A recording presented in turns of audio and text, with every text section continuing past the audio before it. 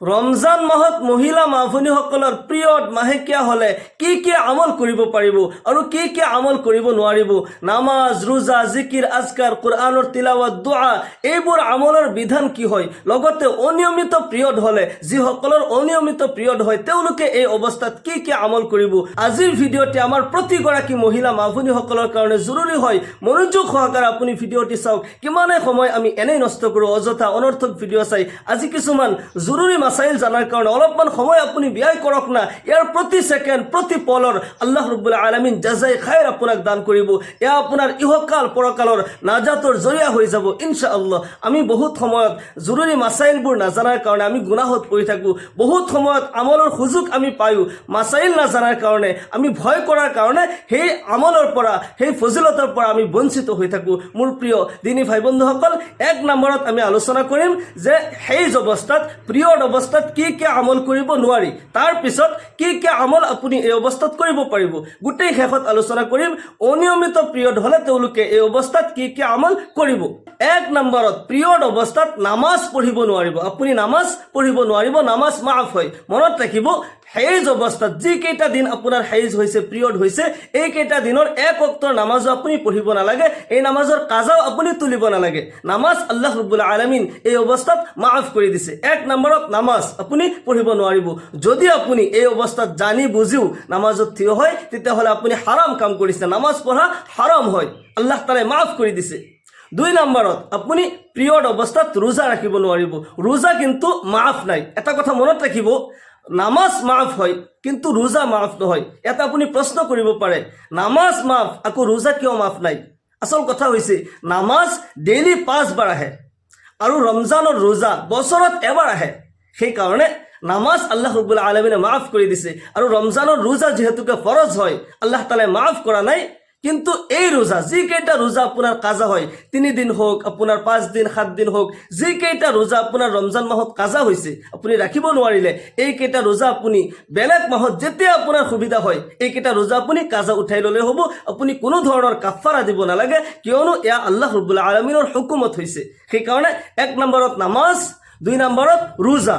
আপুনি নামাজো পঢ়িব নোৱাৰিব, ৰোজাও ৰাখিব নোৱাৰিব। 3 নম্বৰত কোৰআনে কাৰিম চুব নোৱাৰিব। 4 নম্বৰত কোৰআনে কাৰিমৰ তিলাওয়াত কৰিব নোৱাৰিব। হেজ নিফাজ অৱস্থাত কোৰআনে কাৰিম চুবও নোৱাৰে, কোৰআন তিলাওয়াতো কৰিব নোৱাৰে। 5 নম্বৰত ইতিকাফ কৰিব নোৱাৰিব।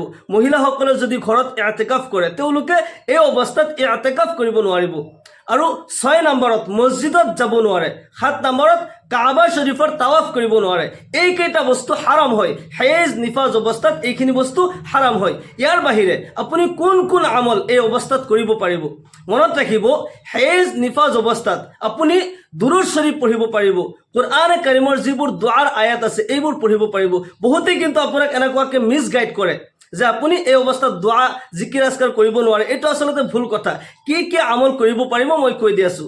এই অৱস্থাত আপুনি দুৰুদ শৰীফ পঢ়িব পাৰিব। 1 নম্বৰ আমল, আপুনি বেছিকৈ দুৰুদ শৰীফ পঢ়িব পাৰিব। যিহেতুকে আপুনি নামাজ পঢ়িব পৰা নাই, আপুনি ৰোজা ৰাখিব পৰা নাই, পবিত্ৰ ৰমজানৰ মাহ চলি আছে। ৰমজান মাহৰ প্ৰত্যেক নেক আমলৰ বদলা আল্লাহ তাআলাই 70 গুণকৈ বঢ়াই দিয়ে। সুবহানাল্লাহ। এই মাহত এটা নফল আদায় কৰিলে অন্য মাহৰ ফৰজৰ সমান সওয়াব হয়। এই মাহত এটা ফৰজ আদায় কৰিলে অন্য মাহৰ 70টা ফরজের সমান সওয়াব আল্লাহ রাব্বুল আলামিনে দান করে। রমজান মাহর প্রতি সেকেন্ড প্রতি পল রহমতর হয়, বরকতর হয়। আপনি যেহেতুকে রোজা রাখিব পারা নাই, রোজা আপনার কাজা কৰিব লাগিব, নামাজ মাফ হয়, আপুনি কৰিব কি? 1 নম্বৰত দুৰুদ শৰীফ, বেছিকৈ দুৰুদ শৰীফ পাঠ কৰিব। আল্লাহর রসুল জনাবে মুহাম্মদুর রাসূলুল্লাহ সাল্লাল্লাহু আলাইহি সাল্লাম ইরশাদ করে, মান সাল্লা আলাইয়া সালাতান ওয়াহিদাতান সাল্লাল্লাহু আলাইহি আশরান। যে ব্যক্তি মোৰ ওপৰত এবাৰ দুৰুদ শৰীফ পাঠ কৰিলে লগে লগে আল্লাহ তাআলাৰ পক্ষৰ পৰা 10টা ৰহমত অৱতীৰ্ণ হৈ যায়। সুবহানাল্লাহ। ফি ৰিওয়ায়াতিন, অন্য ৰিওয়ায়াতত আহিছে 10টা ৰহমত নাজিল হয়, 10টা গুনাহ মাফ হৈ যায় আৰু 10টা মৰ্যাদা আল্লাহ তাআলাৰ আদালতত বুলন্দ কৰি দিয়া হয় যদি এবাৰ দুৰুদ শৰীফ আপুনি পাঠ কৰিছে। গতিকে বেছিকৈ এই অৱস্থাত, হেজ অথবা নিফাজ অৱস্থাত আপুনি ৰোজাও ৰাখিব নোৱাৰে, আপুনি নামাজো পঢ়িব নোৱাৰে, বেছিকৈ এনি টাইম দুৰুদ শৰীফ পঢ়ি থাকিব। 1 নম্বৰ আমল, আপুনি এই অৱস্থাত দুৰুদ শৰীফ পঢ়ি থাকিব। 2 নম্বৰ আমল, আপুনি কোৰআনৰ যিবোৰ দুআৰ আয়াত আছে, কোৰআনৰ যিবোৰ দুআৰ আয়াত আছে এইবোৰ ভাঙি দুআ হিচাপত আপুনি পঢ়িব পাৰিব। যেনে ৰব্বানা আতিনা ফিদ দুনিয়া হাসানা অফিল আখিৰাতি হাসানা ওয়া কিনা আযাবান নাৰ। দোয়াৰ আয়াতবোৰ ভাঙি ভাঙি আপুনি পঢ়িব পাৰিব। ৰব্বানা জালামনা আনফুসানা ওয়া ইল্লাম তাগফিৰ লানা ওয়া তাৰহামনা লানাকুনান্না মিনাল খাসিৰিন। দোয়াৰ যিবোৰ আয়াত আছে অথবা সূৰা ফাতিহা এটি দোয়া হয়। আপুনি ফজিলতৰ কাৰণে ৰমজান মাহত আপুনি যদি এইবোৰ দোৱাও কৰে, এইবোৰ জিকিৰ আজগাৰ কৰে, আল্লাহ ৰাব্বুল আলামিন ইয়াৰ সওয়াব আপোনাক দান কৰিব। আপুনি সূৰা ফাতিহাটো ভাঙি ভাঙি পঢ়িব পাৰে। সূৰা ফাতিহা এটি দোয়া হয়। আলহামদুলিল্লাহি ৰাব্বিল আলামিন আৰ ৰহমানিৰ ৰহিম মালিক ইয়াউমিদ্দিন। আপুনি যদি ভাঙি ভাঙি সূৰা ফাতিহাটো পঢ়ে আপুনি ফজিলতৰ কাৰণে পঢ়িব পাৰিব। সূৰা ফাতিহাটো এটা দোয়া হয়। আপুনি আয়াতুল কুৰসিও দোয়া হিচাপত যদি ভাঙি ভাঙি পঢ়ে, আয়াতুল কুৰসিও পঢ়িব পাৰে, যাতে আপুনি শয়তানৰ চক্ৰান্তৰ পৰা বাচি থাকে, আপোনাৰ শৰীৰ যাতে বন্ধ থাকে। আপুনি দোৱাৰ আয়াতসমূহ আপুনি ভাঙি ভাঙি পঢ়িব। আয়াতুল কুৰসিও আপুনি ফজিলতৰ কাৰণে ভাঙি ভাঙি আপুনি পঢ়িব পাৰিব। দুৰুদ শৰীফ 1 নম্বৰত, ইয়াৰ পিছত কোৰআনৰ যিবোৰ দোৱাৰ আয়াত আছে এইবোৰ আপুনি ভাঙি ভাঙি আপুনি পঢ়িব পাৰিব। হাত তুলি দোৱাও আপুনি কৰিব পাৰিব। আপুনি অজু কৰিলেতো শৰীৰ পাক নহয়। এটা কথা মনত ৰাখিব, অজু কৰিলে শৰীৰ পাক নহয়। যিহেতুকে আপোনাৰ হাইজ হৈ আছে, পিৰিয়ড হৈ আছে, আপোনাৰ শৰীৰ পাক নহয়, কিন্তু এটা আদব হয়। আপুনি যদি দোৱা কৰিব বিচাৰিছে, আপুনি জাইনামাজ পাৰি লৈ বহি যাব, সুন্দৰকৈ অজু কৰি ল'ব। অজু কৰি জাইনামাজত বহি আপুনি অলপমান জিকিৰ কৰিব, দুৰুদ শৰীফ পঢ়িব, আৰু আল্লাহ ৰাব্বুল আলামিনৰ গুণবাচক নামবোৰৰ যিমান নাম আপুনি জানে, হুৱাল্লাহুল্লাযী লা ইলাহা ইল্লাহু আৰ ৰহমানু আৰ ৰহিমু আল মালিকু আল কুদ্দুস আসসালামু আল মুমিনু আল মুহাইমিনু আল আজিজু আল জব্বারু আল মুতাকাব্বির আল খালিকু আল বারিউ আল মুসাవ్বিরু আল গফফারু আল কাহ্হারু আল ওয়াহাব, যিমান নাম আপুনি জানে আল্লাহ তাআলাৰ গুণবাচক নামবোৰৰ জিকিৰ কৰি থাকিব। আপুনি হাতত তসবিহ লৈ ল'ব আৰু আল্লাহ তাআলাৰ গুণবাচক নামৰ তসবিহবোৰ আপুনি পঢ়ি থাকিব। ইয়া ৰহমানু ইয়া আল্লাহ 100 বাৰ পঢ়িলে, ইয়া ৰাজ্জাকু ইয়া আল্লাহ 100 বাৰ পঢ়িলে, ইয়া ওয়াহাবু ইয়া আল্লাহ 100 বাৰ পঢ়িলে, ইয়া গফফাৰু ইয়া আল্লাহ 100 বাৰ পঢ়িলে, আল্লাহ তাআলাৰ যিমান গুণবাচক নাম আপুনি জানে এইবোৰ নামৰ জিকিৰ কৰিব। ইস্তিগফাৰ আপুনি পঢ়িব। এই অৱস্থাত ইস্তিগফাৰ বেছি বেছি ইস্তিগফাৰ পঢ়িব। আস্তাগফিৰুল্লাহ ৰাব্বি মিন কুল্লি যামবি ওয়া আতুবু ইলাই, অথবা আস্তাগফিরুল্লাহ ওয়া আতুবু ইলাই, বা আস্তাগফিরুল্লাহ আল্লাযী লা ইলাহা ইল্লা হুয়াল হাইয়ুল কাইয়্যুম ওয়া আতুবু ইলাই। বেছি বেছি পঢ়ি থাকিব। লা হাওলা ওয়া লা কুওয়াতা ইল্লা বিল্লাহ। এনেকুৱা দোৱাসমূহ যিমান দোৱা আছে, জিকিৰ আজকাৰ, আপুনি কলিমাও পঢ়িব। লা ইলাহা ইল্লাল্লাহ মুহাম্মাদুৰ ৰাসূলুল্লাহ, কলিমা ফুল পঢ়িব। কেতিয়াবা কলিমা লা ইলাহা ইল্লাল্লাহ কলিমাটো পঢ়িব। আপুনি যিমান দোৱা জিকিৰ আজকাৰ আছে, দুৰুদ শৰীফ আছে, আপুনি পঢ়িব পাৰে। কোনোবাই যদি আপোনাক মিছ গাইড কৰিছে যে আপুনি দুৰুদ পঢ়িব নোৱাৰিব, কোৰআনৰ দোৱাৰ আয়াত পঢ়িব নোৱাৰিব, এইটো ভুল কথা, তেওঁলোকে মিছ গাইড কৰিছে। আপুনি এইবোৰ মই যিখিনি কৈ দিছোঁ, আপুনি ফাতাৱায়ে দাৰুল উলুম যিসকল আলিম হয় তেওঁলোকক আপুনি সুধি চাব। ফাতাৱায়ে দাৰুল উলুমত স্পষ্ট ফতোৱা দিয়া হৈছে। আপুনি কোৰআনৰ দোৱাৰ আয়াতসমূহ ভাঙি ভাঙি পঢ়িব পাৰে, দুৰুদ শৰীফ পঢ়িব পাৰে, জিকিৰ আজকাৰ কৰিব পাৰে, ইস্তিগফাৰ পঢ়িব, আল্লাহ তাআলাৰ গুণবাচক নামৰ জিকিৰসমূহ আপুনি বেছি বেছি কৰিব। হাত তুলি আপুনি দোৱাও কৰিব পাৰিব। আপুনি সুন্দৰকৈ অজু কৰি জাইনামাজত বহি জিকিৰ আজকাৰ কৰি, দুৰুদ শৰীফ পঢ়ি, কোৰআনৰ দোৱাৰ আয়াতসমূহ পঢ়ি আপুনি হাত তুলি মুনাজাত কৰিব যে আল্লাহ, এই ৰমজানৰ পবিত্ৰ মাহ চলি আছে, মই ৰোজা ৰাখিব পৰা নাই, ইয়া আল্লাহ তোমাৰে হুকুম হয়, মই নামাজো পঢ়িব পৰা নাই, ইয়া আল্লাহ যিখিনি টুটাফাটা ইবাদত মই কৰিছোঁ তুমি কবুল কৰি লোৱা, আৰু তোমাৰ নেক বান্দাসকলৰ মোক অন্তৰ্ভুক্ত কৰি দিয়া। আল্লাহ তাআলাৰ ওচৰত কান্দি কান্দি দোৱা কৰিব।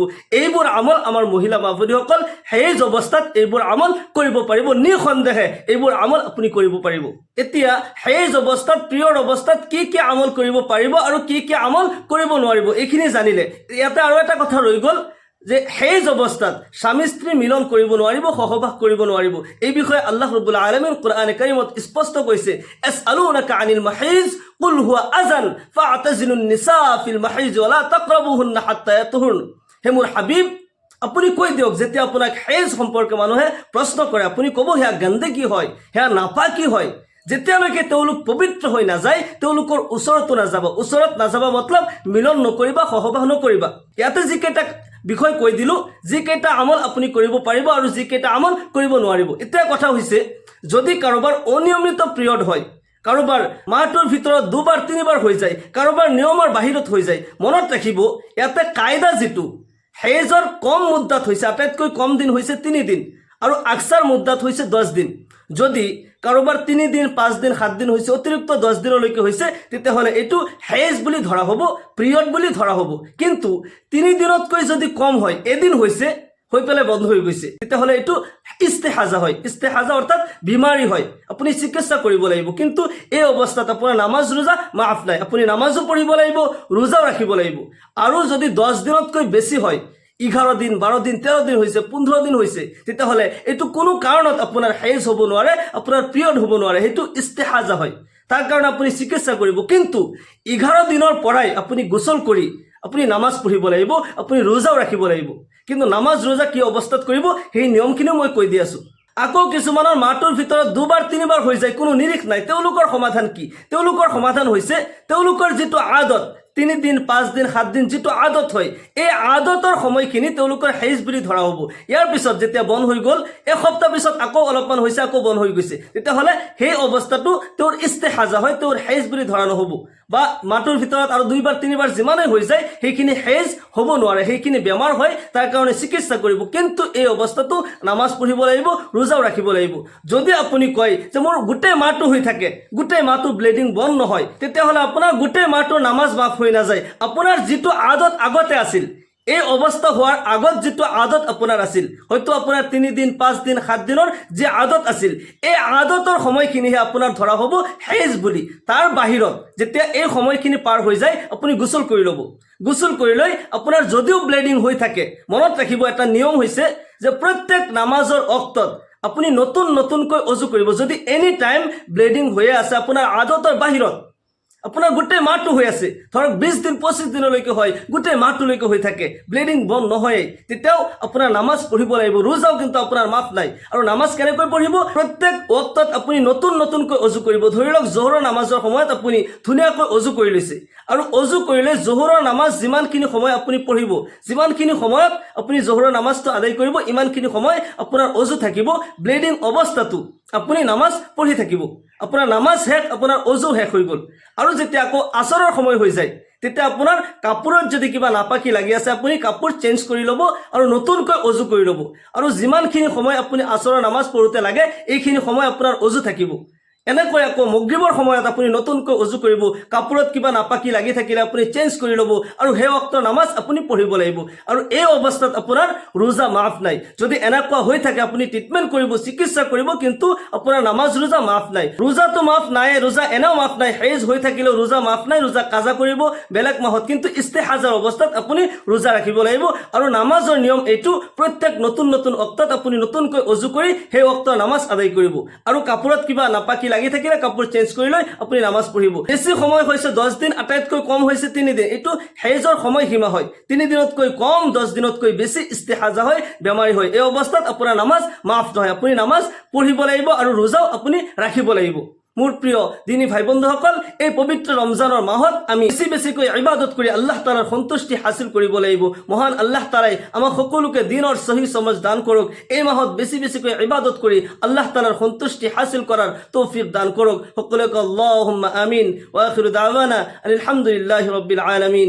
আসসালামু আলাইকুম ওয়া ৰাহমাতুল্লাহি ওয়া বাৰাকাতুহু।